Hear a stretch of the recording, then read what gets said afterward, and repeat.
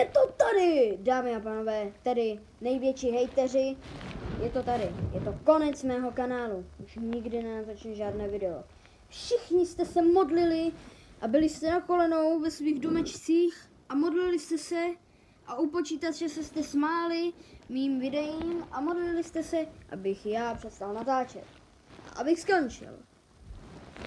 Vaše modlitby byly splněny a já končím.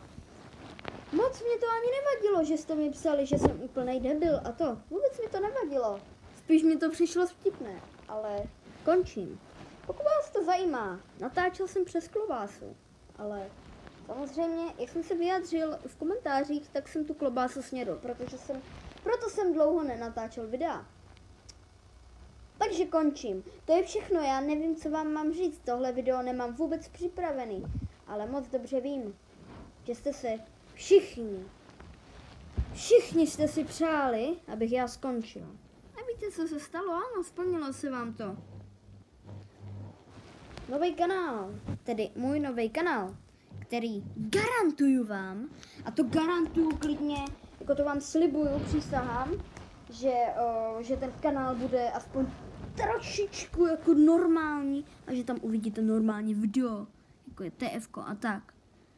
Nechci už vám říkat žádné informace. Ne.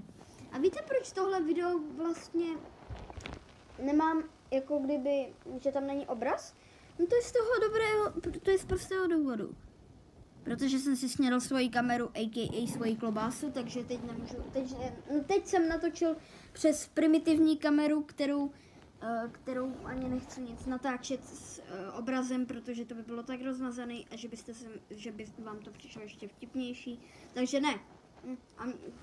Takže končím. To jsem vám chtěl všechno říct. A vůbec mě to nevadí. S Bohem! Dejte dislike a nový kanál uvidíte v popisku videa. A najděte si mě. No, můžete si mě najít na Steamu, ale nedoporučuju vám to. Jsem hrozný noob a nic neumím. No, s Bohem!